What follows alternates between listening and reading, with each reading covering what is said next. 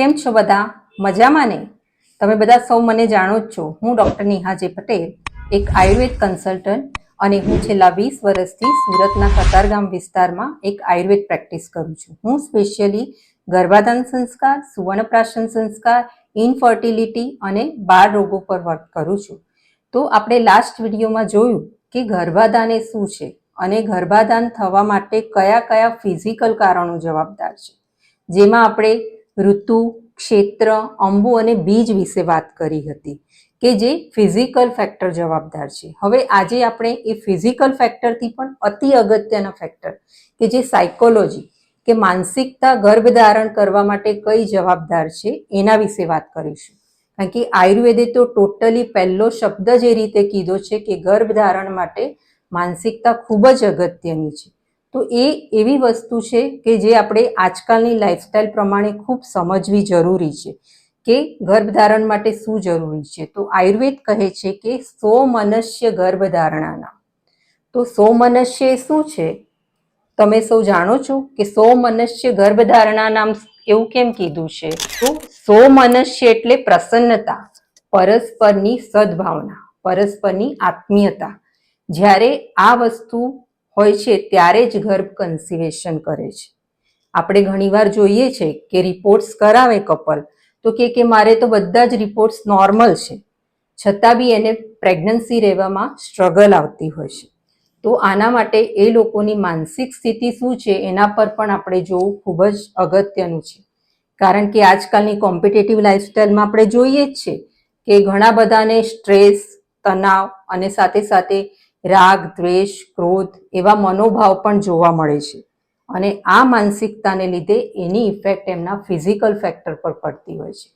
જેમ કે ફિમેલમાં જોઈએ છે કે ઘણી ફિમેલ બહુ સ્ટ્રેસ લેતી હોય અથવા તો ગુસ્સાવાળા નેચરની હોય તો એના માટે એ લોકોને PCOS અને સાથે સાથે હોર્મોનલ ઇમ્બેલેન્સ, થાઇરોઇડ એવા કોમ્પ્લિકેશન આવતા હોય છે, જેના લીધે એ લોકોની ઓવ્યુલેશન સાયકલ ડિસ્ટર્બ રહેતી હોય છે.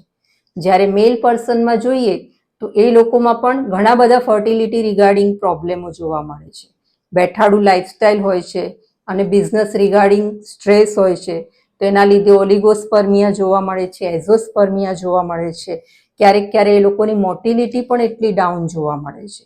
તો આ બધા પાછળ બી જવાબદાર એની સાયકોલોજી છે. તો આજે તમે સમજી ગયા કે સાયકોલોજી કેટલી અગત્યની છે. આપણને નોર્મલ દેખાય કે વ્યક્તિ બધી રીતે નોર્મલ છે, ફિટ છે, પણ માનસિક રીતે બી ફિટ છે.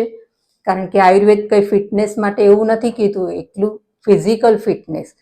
સમદોષા સમાગ્નિ સમધાતુ મલક્રિય પ્રસન્ન આત્મ ઇન્દ્રિય મનઃ સ્વસ્થ ઇતિ અભિધીયતે. એટલે પ્રસન્ન આત્મ ઇન્દ્રિય અને મન હશે તો જ વ્યક્તિને સ્વસ્થ કહેવામાં આવશે. એકલું ખાલી ફિઝિકલ ઇન્વેસ્ટિગેશન બધા નોર્મલ હશે તો એને સ્વસ્થ નહીં કહી શકાય. તો આજની લાઈફસ્ટાઈલમાં અગર મેન્ટલી સ્વસ્થ રહેવા માટે આપણે શું કરી શકીએ છીએ એ વિશે પણ આપણે વિચારવું ખૂબ જ જરૂરી છે.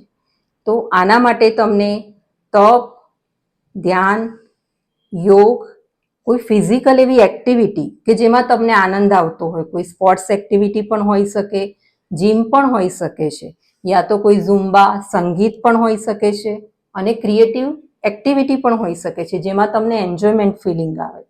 તો આ બધું કરવાથી તમે મેન્ટલી પણ સ્વસ્થ રહી શકો છો. આ ઉપરાંત આયુર્વેદ કહે છે કે અગર મેન્ટલી સ્ટ્રેસ, તણાવના લીધે ઊંઘ ડિસ્ટર્બ રહેતી હોય કે બીજું બધું પણ તમને રહેતું હોય સાયકોલોજી અપડાઉન, તો તમે શિરોધારા અને નશ્ય પણ કરાવી શકો છો, જેથી તમારું હોર્મોનલ બેલેન્સ આવે.